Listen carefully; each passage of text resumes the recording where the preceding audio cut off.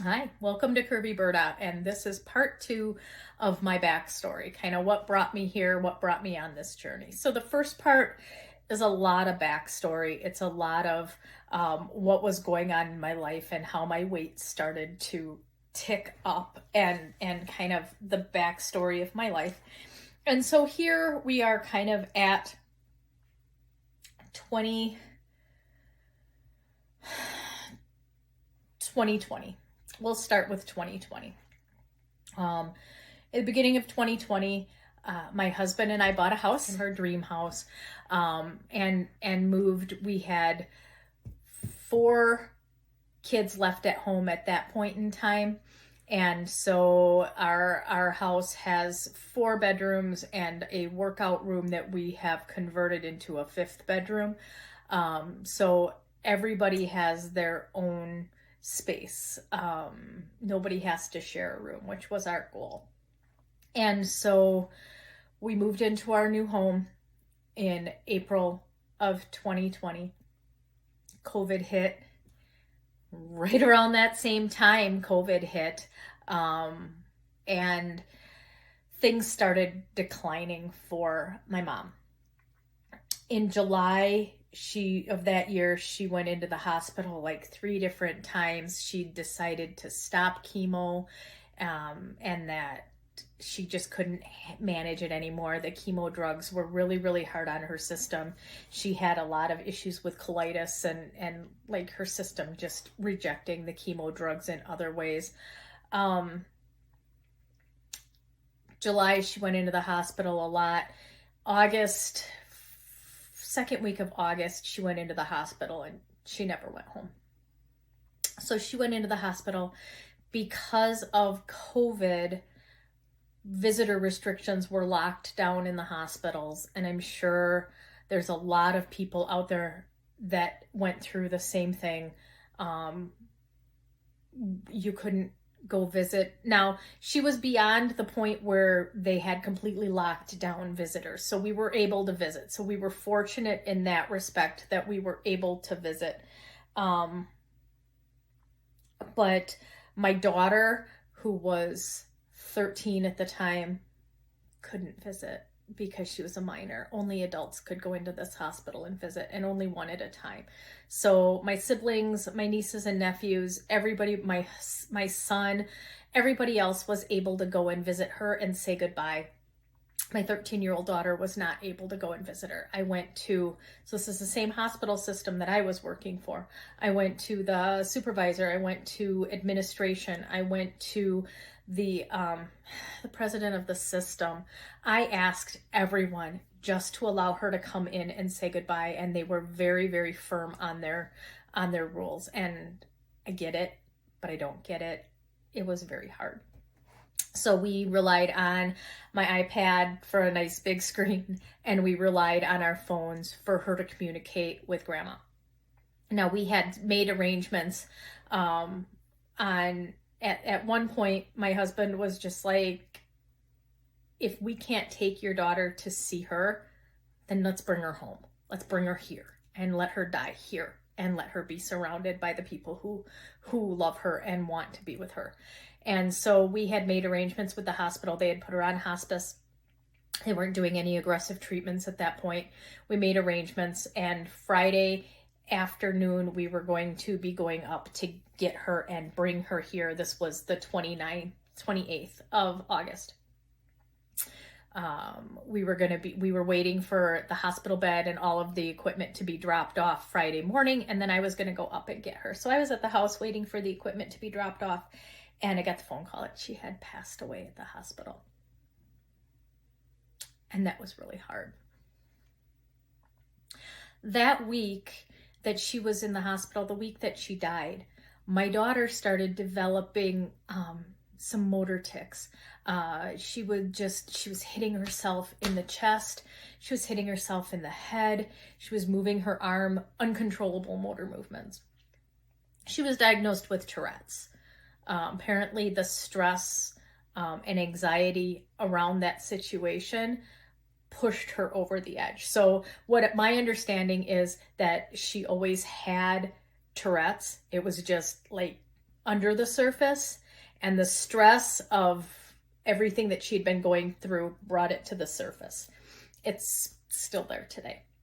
She manages it, she deals with it, we deal with it. It's still there today. So let's add another layer on to stress, and not by any means to make this about me, but this is the discussion of my journey through this, through everything and everything that was going on that led me to where I am today. So I have to look at it from my perspective. Her perspective is much more personal, much worse on this situation, but we're just looking at it from my perspective. So I've got mom dying the same week. My daughter's diagnosed with Tourette's. I was tipping the scale at 200 at that point. And that's where I am today. So move forward, 2021 was a blur of me. I spent the whole year hating myself, hating my body, hating the universe for taking everything that was so easy for me and my life that was really wonderful and turning it on its head. I hated everything. And so I was dressing in sweats and leggings and big baggy sweatshirts. I didn't want to be intimate with my husband. In my head, if he didn't see me naked, he wouldn't know that I had gained all that weight. Really? He's a smart man. That's why I married him. He knew. He could see me. Everybody could see me. But in my head, in my distorted reality, if he didn't see me naked, he wouldn't know. It was my secret. Anyway, so I was sad. I was depressed. I was like at my lowest in my life with myself. Everything else in my life, every other aspect of my life, my world, my kids, my husband, my life, wonderful. This, hated. Couldn't stand it. Couldn't stand to be around myself.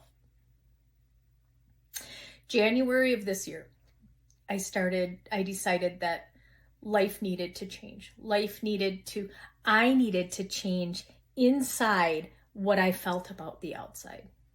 My perspective of myself needed to change. I was allowing more grace to any stranger on the street than I was allowing to myself. I had zero margin of error. And that's not okay. And so in 2022, I decided that I was going to start a journey. And so one of the things that I did was I started little things that I could change that would make a big difference. Now, I can't shave off 50 pounds in a day, but I can start a routine of taking care of my skin. And that's where I started. I started a routine of skincare. I started a morning routine and an evening routine that was a self-care process for me to do and feel good about myself. So I started doing skincare. I started taking care of my face. Now, I never did that before. I've never used a moisturizer. I didn't wear makeup on my wedding day. Either one of them. I didn't wear makeup. I didn't do anything with my skin. I didn't wear sunscreen because I didn't like the way it felt on my hands or on my skin. Never wore sunscreen. Do I have the skin damage to prove it? You bet I do. But I never did it. So this was brand new and different for me. So I started watching videos, started watching YouTubers, started watching mature skincare techniques, and picked up a lot of products that I don't use, a lot of products that I do use, and I started seeing a difference. I started seeing things lifting back up. I started seeing things clearing up, and I felt pretty again. And that was a feeling that I hadn't had in so long. I felt pretty. And it felt good. And so I hopped on that train and I rode it farther down the line, and I started doing makeup. I started wearing makeup. I started watching videos of older people putting on makeup, and I started doing it too. And then I thought, I could do that. I could do that. I put the makeup on and I felt even prettier.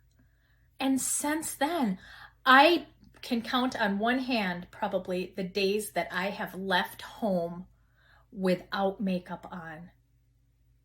And it's usually because I'm leaving in a rush because I have to run to the store for something. But I've got my makeup routine down to about 15 minutes and I can get it done. I've got my skincare about 5 minutes in the morning, 5 minutes at night. It's not a long process, but it makes a big difference in how I feel about myself. I look in the mirror and I'm like, damn girl, you look good today. And it doesn't take much, but I'm ignoring the parts I don't like and I'm focusing on what I can make that makes me feel pretty. I feel pretty. And I love being able to say that. Other things that I started doing, I started journaling. I started writing down gratitude. So I pick 3 things every day that I'm grateful for. And the first week, it's super easy because, gosh, I'm grateful for my husband and I'm grateful for my family and I'm grateful for my job and I'm grateful. And you pick all those big, easy things. But if you don't let yourself repeat, then after a week or so, you're looking for things in your day that you're grateful for, that you never saw before. Like, I am grateful to the mailman for delivering my package of picture frames without breaking them. Thank you, mailman. I'm grateful to my neighbor for, shoveling the snow in front of the mailbox this week because I didn't have to do it. Those little things that I wouldn't have been grateful for, or I wouldn't have acknowledged being grateful for before, I'm seeing now. And they're making me project a more positive presence into the world. So gratitude, 3 things of gratitude. I set an intention for the week. Now, a lot of people do daily intentions. I'm not focused enough to do a daily intention. So I set an intention for the week. So this week's intention is kindness. I'm looking for kindness in the world. Sometimes it's forgiveness. Sometimes it's empathy. Sometimes, I pick a word that I can live for the week.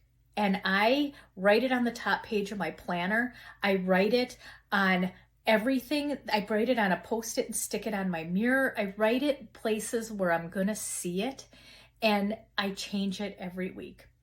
The other thing I do is a weekly affirmation, not a daily. I'm not focused enough to do a daily affirmation. I need a week. So I pick an affirmation and I do it routinely for the week. And that's also written on the Post-it that I have on my mirror and on my planner, and it's everywhere. And I repeat those words every time I see it. I say it out loud, and I'll be dipped if that doesn't work. The other things that I've implemented, let's see, tired of hiding. I got tired of hiding my body. I got tired of the ridiculous notion that my husband won't notice me if he doesn't see me naked. So I started sleeping in my birthday suit. I sleep in my birthday suit. And that was really hard because I got stuff that hangs and jiggles and jaggles and wobbles, and I don't like it. I don't like it at all. But I sleep in my birthday suit because that helps me to be closer to my husband. And that's important for our relationship, and that's important for him, and it's important for me, it's important for us, and it's important for my self-esteem. And I love having that closeness back. And I'm never letting that go again. What else? So then in March, I started thinking about fashion. I started thinking about, I'm wearing baggy clothes. I am dressing like a 70-year-old woman and not a 50-year-old woman. I still have some youth left in me. I can still wear some popular, trendy fashions and not look awful in them. I decided that I wanted to start watching fashion hauls. So I started watching plus size fashion hauls. I wanted to see other people my size and what they were wearing and what they were buying and what looks good, because I didn't know where to shop. I didn't know where to start. I didn't know what I could put on my body that would make me look good versus what I see on other people and know that it looks good. So I can see an outfit on a size 3 person and be like, you know what? Everything you put on probably looks pretty doggone good, because you don't, I mean, I'm sure you have areas that you are unhappy with your body, but my eyes don't see those areas. I don't see those areas on other heavy people. I only see them on me. And so that's where I have to stop, because if I don't see them on other heavier people, then other people probably don't notice it as much about me as I do. So I need to let that shit go. Period. And so I started watching fashion hauls. I started watching a few lovely channels that inspired me. And I thought, you know what? Their confidence and their glow and their ability to step out of their comfort zone inspires me. It intrigues me and it inspires me. And I want that for myself. And so that was when, in April, I started cooking in my brain the idea of starting a YouTube channel. And I started watching and I started ordering a few pieces. And I started thinking about fashion. I started thinking about what I can wear and how I can wear it and how I can feel good about my body while I'm doing it. And so that was where Curvy Berta was kind of born. It was born out of those other fashion haul videos, other people doing skincare and makeup online and helping me be more inspired to be more confident and to be more accepting of my body and myself, where I thought, you know what? I want to share my journey with other people. I want to do that for other people. I want to give that to the community that wants it. And if you don't want it, that's fine. Don't stick around. It's okay. You find what you need to find out there. But if this inspires you and you want to go on this journey with me, I want to start posting a weekly vlog where we talk about kind of what's happened for the week, but then set that intention for next week. Talk about what we're grateful for this week. Talk about what we want to have as our affirmation for the next week, and set that out there and do it together. And I think that would be great. I'll continue to do the fashion hauls, but I'm also going to do the weekly vlog and talk about what kinds of things we can do to improve our thought processes and how we see ourselves in the mirror and how we feel about the person we see. And it doesn't matter what size you are. It doesn't matter what flaws you have. We are all perfectly flawed together. And we're beautiful. You're beautiful. So now I'm growing this channel and I'm thankful every day for all of you. You guys are helping me grow this channel. Please give this video a thumbs up if you enjoyed watching it. Please consider subscribing and hitting that notification button so that you don't miss another video from my library. And please comment below and tell me what gives you a hard time about your body and what things have you done to try and give yourself a little bit of grace and acceptance of the parts of your body that you don't like. Thank you for sharing my story with me. Thank you for listening. I appreciate any positive, encouraging comments that you could leave below. If you have something bad to say, please don't bother. I'm not going to listen to it. I'm not going to read it. It's not going to bother me. I'm here for positivity, and that's all we need to give each other. Have a great week, and I will talk to you again soon.